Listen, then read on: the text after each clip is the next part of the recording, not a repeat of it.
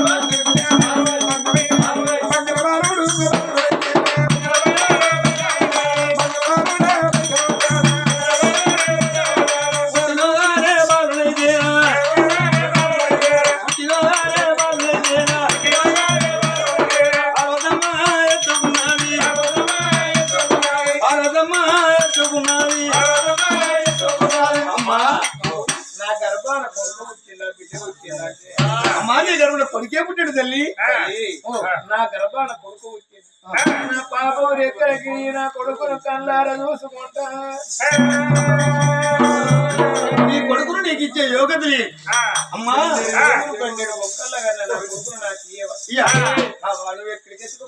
కైలాసం తీసుకుపోతాను 6 ఏళ్ళ యమ కుమారుడు ఆయదాకా నీ కొడుకు ఎక్కడ కాదే కైలాసంలో బతకాలి పార్వతి పక్కన వారు లక్ష్మీదేవి రాడు పోయాలి సరాసుకమ్మ చదువు చెప్పాలి నరలోకంలో పెరిగే మాత్రం యోగ్యత లేదు అమ్మా 16 ఏళ్ళ కొడుకు ఆయదాకా నా రెక్కల నా కొడుకు మీరడా నా పక్కన నా కొడుకు ఉన్నాడు అది 16 ఏళ్ళ నా కొడుకయ్యి దబ్బన బతికి బట్ట కట్టి శిరశాల కత్తే కోరి పోడా అని పిలువన్న రాలా అని పిలువన్న నా పాపం సేవలతోటి నా కొడుకు పేరన్న పెట్టవ తల్లి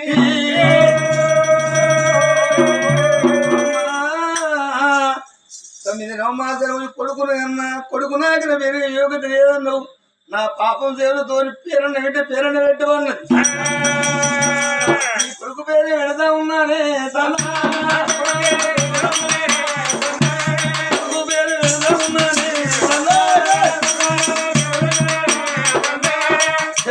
కొడుకు పుట్టిండు నీ కొడుకు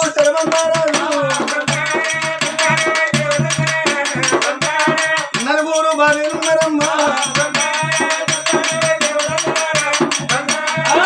కూడా సంబరపడ్డారా 200 ఏళ్ళు వస్తాడే ఇంకా సంబరపడతా ఉన్నారా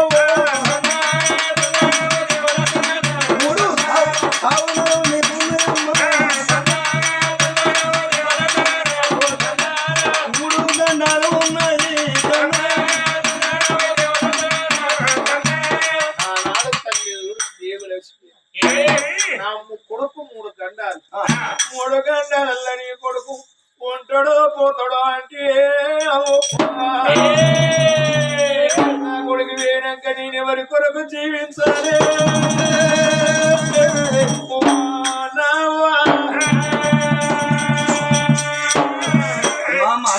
ఇది 3 గంటలు 200 ఏళ్ళ బతులు సమరపడ్డు, నలుగురు బాధ్యతలు సమరపడ్డు. అమ్మా 3 గంటలు అంటే ఎడతాను నా రోజునే నిర్వహణ బిడ్డ ఏం బాధపడదు. చేతులు చూడి ఏ తల్లి ఏమనుకుంటుంది నా కొడుకు ఎక్కడ బతుకుతుంది వాడు మంచిగా బతుకుతే చాలనిపిస్తుంది అమ్మయ్యకు. ఓ తల్లి నా కొడుకుని తీసుకుపోయి సాడు అని ఎప్పుడు మాత్రం కైలాసం పార్వతమ్మ కొడుకుని ఎత్తుకొని కైలాసం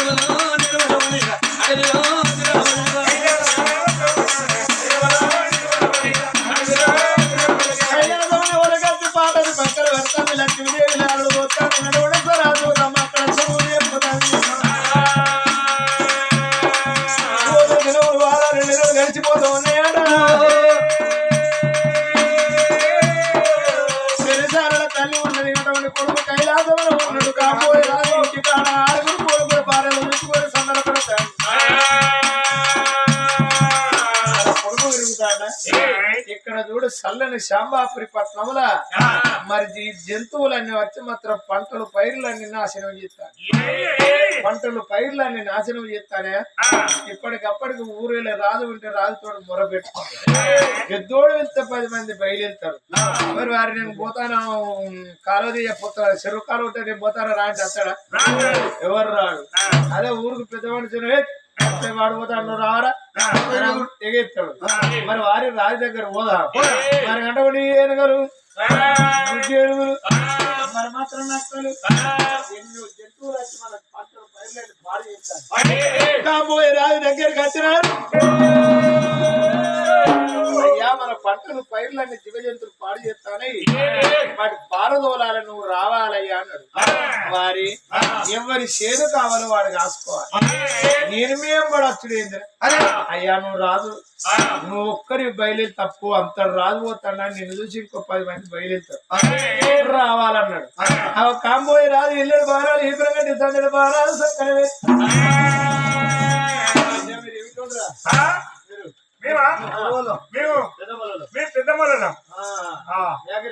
మా దగ్గర చెట్టెలు ఉంటాయి, డోర్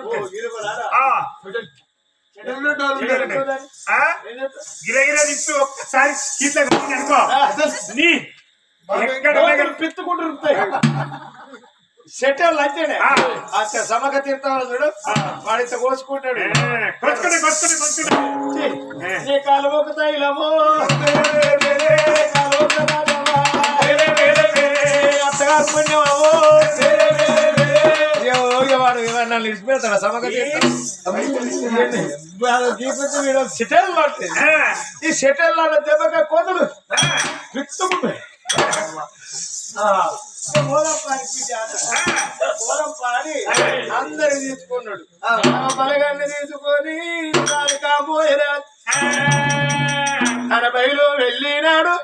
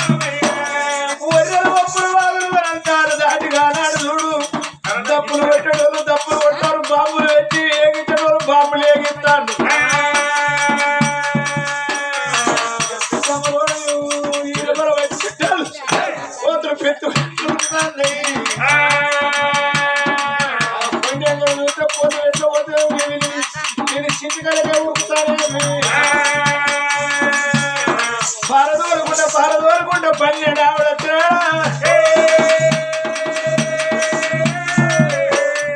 ఆవిడ వచ్చింది కాబోయేరాదు కానాడు అన్నాడు బిడ్డ అవి తిరిగి మన పంటల వేటికి వచ్చే వరకు మన పంట పైర్లన్నీ ఇంటికి వస్తాయి పోసిన పైకాలు తెక్కిపోతే వాడికి ఏమొస్తాయి రారా అన్నాడు అడవికి వచ్చిన సంగతి మరి భగవంతుడు శంకరుడు చూచినాడు 16 ఏళ్ళ కొడుకు అక్కడ అయింది మరి యాన మాత్రం ఈ కొడుకుని సాగుతాడు కొడుకుని దగ్గర తీస్తాడు నేను అంకారం అంచాలని జటాజుడవంగా ఉన్న గంగదేవిని పిలిచి ఏమిటి గంగదేవి కాబోయే రాజు వాని చిగురు జబ్బల్లా వాని చిగురు జబ్బల్లో ఒక ఇనుసవు సినికిడు అన్నాడు వాడు కొడితే కనబడితే పౌరు కొడితే కనబడితే దేవుడు దెబ్బ కూడా తీరుపడతా ఏనాడికి తెలియదు అది మనం ఆ గంగదేవి చూడు మబ్బు లేకుండా ఉరువు లేకుండా మెరుపు లేకుండా ఒక్కటే ఇసవు శనుకు దెబ్బల్లో ఇడిసినప్పుడు ఒళ్ళు పగ్గు అని అవ్వ సత్తినన్నాడు గవ్వంత పొక్కు ఒడిసరా అయ్యో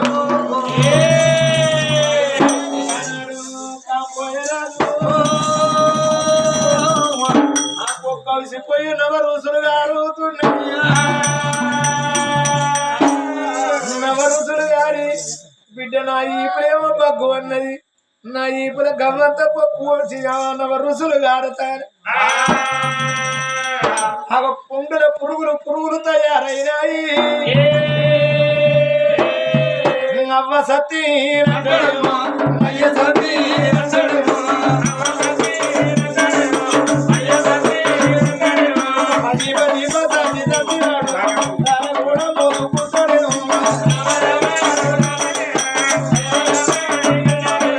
రస పొండ నేను బతకలేను దంతే పొండో నేను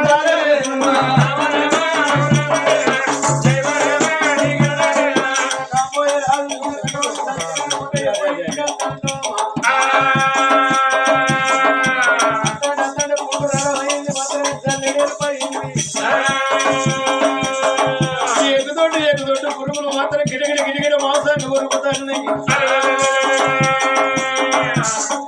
రెక్కల వీణ పట్టుకున్నారమ్మా ఇంటికల్లా తీసుకొచ్చిన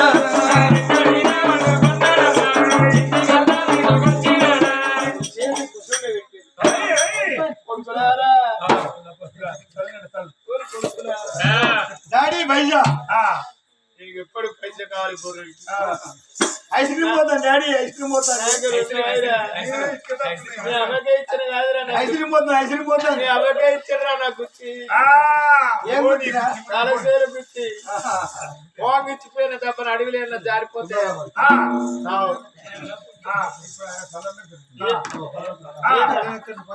ఏమిటా నీది అంగిలావట చూడు గాడి అంగిలావట అరే మన బతడు ఎందుకంటే ఇప్పుడు అప్పటికో రేపు అపో అరే ఇగో చక్కదలకు 3 రోజుల ముందు అనే ముక్కు మీద అయ్యో నా తమ్మి నా తమ్ముడా నా బాబు బతలు నా తమ్మి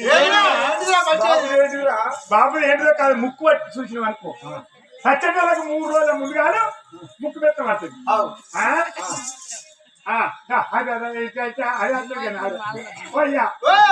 అయ్యో నాయన మన బాబు బాబు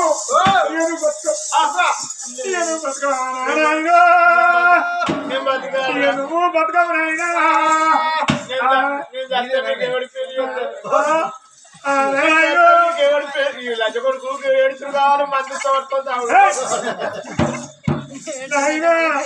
నువ్వు సత్యదా దిగని మాకు పెళ్లి చేసిన రాబోదు నాయనా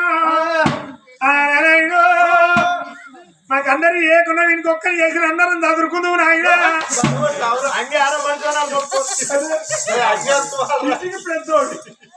ఇంటికి పెద్దోడు అరే మా బాబు పిచ్చోడు అయ్యేటోడు తల్లి లేకపోతే ఇంటికి పెద్దన్న తండ్రి తల్లి లేకపోతే ఇంటికి పెద్ద తల్లి మాకు ఆకలైతుందంటే అన్నం వండి పెట్టు తిన్న కష్టం కడుగుతే అన్నం పెడితే అవ్వలో చూస్తుంది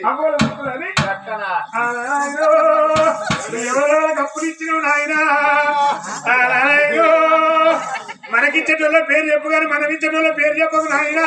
ఇటువంటి కొడుకులు పుట్టాలి వచ్చాడు అప్పులు పుడితాయమ్మో. అయ్యో నువ్వు చచ్చినాక మేము డబ్బులు మనకిచ్చేటోళ్ళు ఉన్నారు అనుకో, చిన్న వసూలు చేసుకొస్తాం. మా బాబు బతికేటట్లేడు అని చిన్న వసూలు చేసుకొస్తాం. మేము ఇచ్చేటోళ్ళు అయింది అనుకో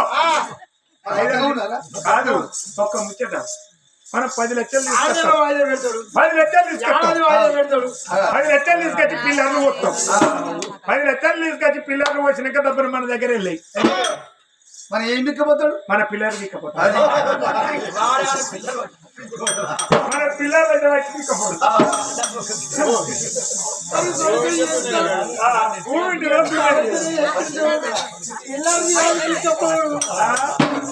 భూమి ఉంటేనే వస్తుందని మనకు భూమి అంతేగా వచ్చింది అప్పులు తెచ్చి పిల్లలు వస్తుంది. ఆయన ఇప్పుడు నాయనా నేను ఈ పని పొద్దునైనా నా తినాలకేడా ఒక సఫాయి మళ్ళా 50 రూపాయలు ఇచ్చిన వాళ్ళకు మీరు మనిషికి 50 రూపాయలు ఇవ్వాలి. మంచి కథ చెప్పిన వాళ్ళు ఇవ్వాల.